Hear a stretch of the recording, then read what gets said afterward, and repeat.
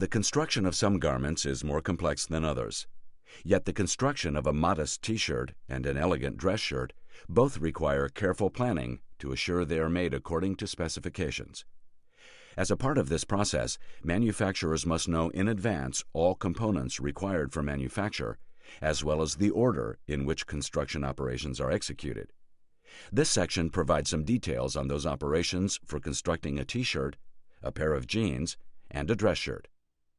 The cutting process for T-shirts involves two separate processes: the layup and cutting of the fabric for bodies and sleeves, and the rewinding and bias cutting of fabric strips to be used for necklines and, in some cases, sleeve bands. Companies that produce fabric and also cut and sew the fabric will typically handle the tubular knit fabric in flat folded stacks. The fabric is laid in a zigzag manner during the disposal of the fabric from the last operation in the fabric manufacture sequence. These fan-fold or book-folded stacks may hold as much as 500 pounds, generally a little less than 500 yards of fabric, and will typically be moved on pallets. Depending on the wait time and distance of travel, these stacks may or may not be enclosed in cardboard or other covering. Production facilities that purchase fabric from multiple sources will frequently buy the tubular knit fabric on rolls. The practical limitation for the roll is approximately 80 pounds or yards. Consequently, there is considerable more handling required with rolls, in addition to the expense of the cardboard tubes. A vast majority of commodity T-shirt manufacturers deal with fabric knit to the finished dimensions and spread the fabric as a tube. There are some companies, especially those that have a tapered side seam on their garments, that will slit the fabric down the side and spread the fabric as an open-width fabric. We will concentrate on tubular fabric spreading. Spreading machines for tubular knit-to-size garments will turn the fabric 90 degrees as it is removed from the stack and positioned on the table. This turn will position the crease, which originated along the folded edge of the fabric during finishing, down the center of the spread, which will end up being the side of the garment after cut and sew. Tubular knit spreading machines are typically designed to handle either roll goods or flat fold goods, but not both.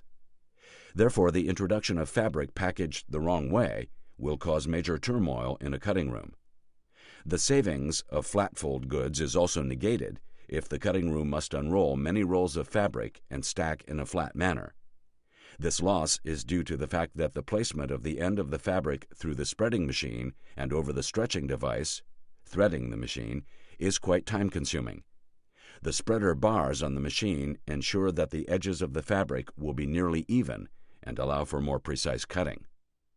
With the fabric loaded on the sideboard of the spreader, the operator will move the machine along the table for the predetermined length of the marker. Some spreading machines are manual and must be pushed by the operator, and others have motor drives with which the operator must simply activate the throttle on the machine. Of course, motor drive machines will allow the operator to better watch for defects in the fabric. The length of the spread is determined by a combination of the number of different sizes of shirts and the total number of shirts in the cut. As can be seen in these two examples, the longer spreads are much more efficiently laid on the table, reducing the labor cost. Once the appropriate number of plies are laid up, the marker, comprised of pattern pieces, is positioned on top of the fabric, and cut lines are marked on the fabric by dusting a colored chalk through perforations in the marker material. In the case of body-width T-shirts, the resultant lines will be in the center of the spread for the armholes and curved lines at the top of the body panel for the front and back neckline. The reciprocating blade cutting knife is operated by one of the more highly paid direct labor operators in the plant. An operator in a progressive and safe facility might be wearing protective earplugs or a work glove on the controlling hand, but will definitely be wearing a steel or Kevlar mesh glove on the free hand. The cutter will typically cut the long spread of fabric into segments containing a body and one or more sleeves by cutting the straight edge of one of the pieces across the width of the fabric. The resultant block will be maneuverable and can be moved to the edge of the table for more accurate cutting. The cutter trims the edges of the sleeve and then cuts the curved top, thus removing the sleeve from the lay of fabric.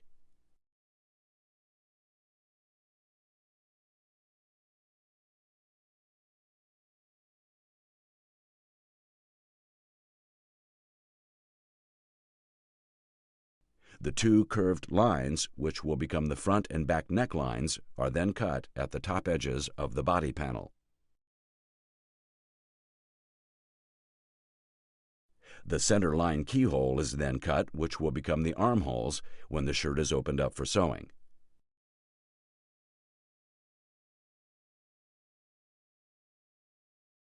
While the body pieces are cut with a manual cutting machine, the trim fabric for the neckline and/or sleeve bands are cut in an entirely different manner. The roll of fabric is fed onto a machine at an angle. A circular knife is used to split the fabric tube and provide an open-width piece of fabric. As the fabric is cut, it is wound at the same degree of angle onto a separate roll. This roll is then positioned on a machine equipped with a circular knife, similar to a meat slicer or carpenter's saw. The roll of fabric is then sliced into appropriate width strips to be used for trim items on the shirt. The bias winding of the fabric imparts additional stretch to the knit fabric. Care must be taken to match the fabric color of the strips to shirts cut from the same shade of body fabric. The appropriate yardage must be accurately calculated to finish the cut shirts without waste or shortage of trim fabric. Now that cutting is finished, the process continues with assembling the T-shirt. A typical T-shirt is composed of a body panel to which sleeves and a collar are attached. In production, the sleeves are hemmed and sewn into a tube offline. After the shoulders of the body panel are closed, the collar is set and the neck and shoulders are taped. The sleeves are then set into the body. Hemming of the bottom may be done at any point in the process. Lastly, the garment is inspected and any loose threads are trimmed. Now let's take a look at how T-shirts are assembled. This T-shirt is cut from body-width goods, and consequently there is no side seam required on the garment. Such construction necessitates that the sleeve be set in the round, meaning that the sleeve has the side seam completed, turning it into a small tube before it is set into the body of the shirt. To improve efficiency, the sleeve is hemmed while it is in a flat configuration, and afterwards the side of the sleeve is closed. The hem on the sleeve is accomplished by feeding the folded edge through a chain stitch machine, normally designated as a cover stitch. An air-assisted folder improves the quality of the sleeves and also lessens the attention required of the operator. A stack of cut sleeves is fed through the folder and collected in a box or bin on the outfeed side of the machine. More automated factories will have an electric eye on the machine to stop the machine when the edge of the fabric reaches the needle. This reduces the amount of thread used and should reduce the amount of thread breakage. Some factories run chain stitch machines even when there is no fabric under the needle, but there is significant thread waste with this procedure. The closed sleeve operator receives sleeves connected in a chain from the hem sleeve operation. The sewing of the two edges of the sleeves is done with another type of chain stitch commonly called an overlock. This machine has a side cutting knife which is designed to remove a small amount of fabric during the formation of the stitch. However, poor operator handling can force the wrong amount of fabric to be cut off, resulting in an improper sleeve measurement. The operator must accurately align the leading edges of the sleeve to assure a first-quality garment. It is also imperative that the operator fold the sleeve in the correct direction to consistently have the face side of the fabric on the inside of the resulting tube. Disposal should be in a manner to facilitate transport to the assembly area of the plant. Assembly of the T-shirt begins with the join shoulder operation, which requires two separate sews. Because of the cutting method, the operator must fold back one ply and then crisscross the shoulders in order to match a front and a back shoulder. A plant with efficient methods would use the method shown, in which the shirts remain tied in a bundle during the sewing operation, thus drastically reducing handling. The average plant and/or operator might well handle each shirt individually. This more efficient method requires more skill and attention on the part of the operator. The machine in this operation utilizes a side cutting knife, requiring the operator to carefully align the edges of the shoulder. Special care must be taken to maintain straight edges and square corners because of the bulk of the shirts tied in a bundle. The subsequent operation is set collar band. Collar strips have previously been cut from either rib knit fabric or on the bias from body fabric and sewn into rings of the appropriate length for the size being sewn. The circular strips may be sewn together by the set collar operator or as a parts operation and then stored at the set collar machine, which is an overedge machine raised on the tabletop.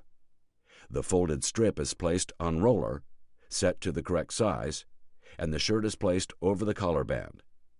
Because of the stretchiness of the collar fabric and the handling of 3 plies of fabric, the operator will typically cut off a little additional fabric with the edge trimmer to achieve an even edge of all plies.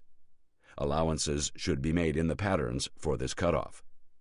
A progressive factory may have installed vacuum devices, as seen here, to remove the trimmed fabric and thread from the work area. Again, a well-engineered plant may leave the shirts tied in a bundle for this operation. The increase in difficulty is not as extreme as in joined shoulders. The bundle of shirts is passed to the tape, neck, and shoulder operation. The operator is able to leave the bundle tied up and then pulls the garments onto the sewing head of an off-the-arm 2-needle chain stitch machine. These machines can typically show straight rows of stitching or a zigzag on the bottom, depending on the specifications of the shirt. As can be seen, this specialized machine has the sewing and feed mechanism located in a cylindrical arm located away from the main body of the machine. This machine design allows the seam to be sewn on a garment that is essentially an enclosed tube of fabric after several seams have been sewn. The seam tape is actually a strip of fabric typically cut on the straight grain of the fabric to reduce stretch in the strip. The strip is fed through a folder which turns under the edges before it is stitched over the previous seam. The resulting layer of fabric serves to protect the shoulder seam, keep raw fabric edges from rubbing on the neck of the wearer, and add stability to the shoulder.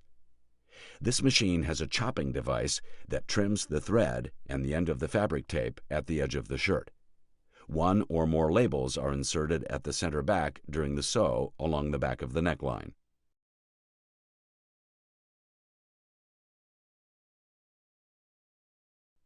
The hem bottom operation can be done at any time during the sewing process because it is unaffected by the other operations. The bundle is opened at this point and the shirts are handled individually. The machine used is of cylinder bed design, which is raised above the table surface, and the lower workings are in an enclosed case to allow the garment to be sewn in a circular motion. The operator must initially turn the hem under by hand and then gently guide the lower edge of the garment under the foot of the sewing machine. After overlapping the ends of the stitches, the machine trims the sewing threads underneath the garment. The set sleeve operation takes sleeves that had the underseam sewn into a tube in a previous operation and sews them into the hole formed on the side of the garment by the joined shoulder operation. This operation is one of the more difficult tasks because of the 2 circular edges involved. The operation utilizes an overedge machine with a side knife, and the operator must be careful to not change the shape of the armhole or introduce pucker into the seam. Operators in the background can be seen turning the shirts inside out to prepare for the final operations. In this factory, a vacuum system is utilized to draw the sewing waste from the machine. This operator, also setting sleeves, shows the correct way to wear a dust mask, if the operator chooses to wear one. After the sewing operations are completed, the T-shirt must still be inspected, have any remaining threads trimmed and removed, and then be packaged. These work elements can be combined in numerous ways to achieve an acceptable finished product. The operator performing the inspection will frequently turn the garment right side out. Then the garment will be checked for both sewing and fabric defects. Stacks at the inspection station will be used to segregate first-quality garments from repairs and irregulars, or non-repairable garments. Critical areas will be checked for remaining thread, and then the T-shirt will have the loose threads vacuumed away and some minor pressing done on the areas that tend to pucker. Once the T-shirts are properly cleaned, they will be counted and placed in the appropriate carton. Once the completed cartons are accumulated and scanned, they will be placed in the truck for shipment to either the warehouse or customer staging area.